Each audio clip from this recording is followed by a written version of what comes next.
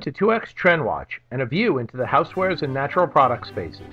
Brought to you by 2X Consumer Products Growth Partners. This is Andy Whitman, Managing Partner. Over the past week or so, we've had a chance to attend the trade show equivalents of the Super Bowl in both the housewares and natural products spaces. In both cases, exhibitor attendance was strong and energy was high. Reports of consumer interests all around and continuing business momentum or renewed momentum for those that had seen a slowdown.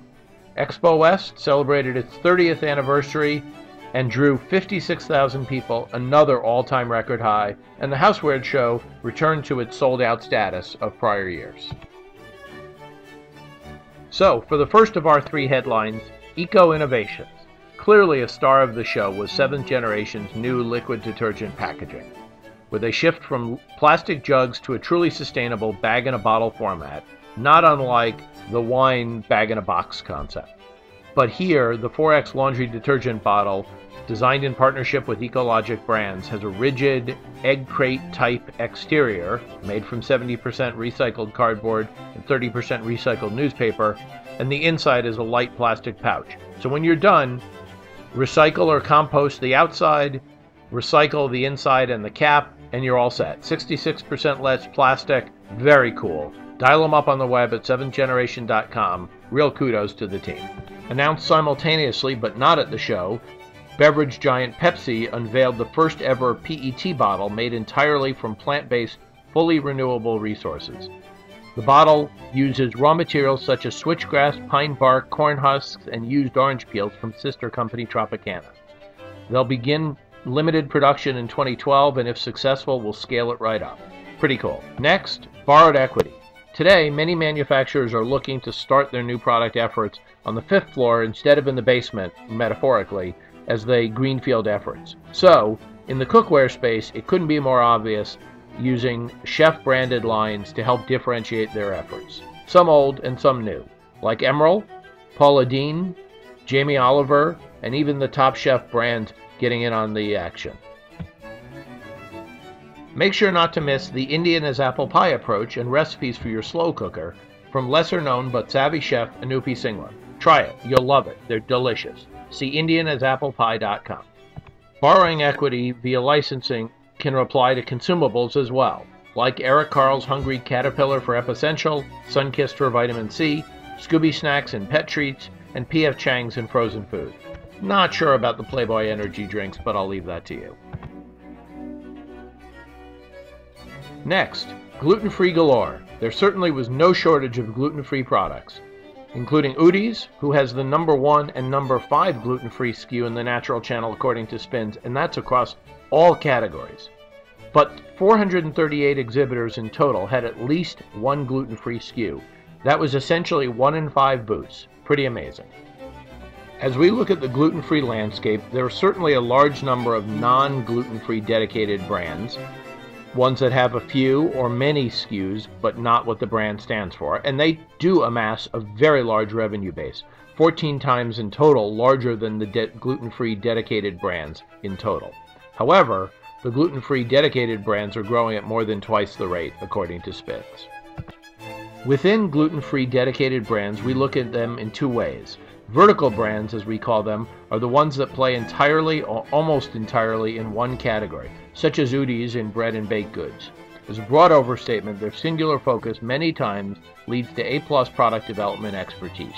Horizontal brands, on the other hand, are ones that play across many categories, and they try, mostly successfully, to leverage their consumer base to have them buy one category and then buy another. Sometimes, however, their items are scattered across the store with 3 SKUs in this aisle and 2 in that.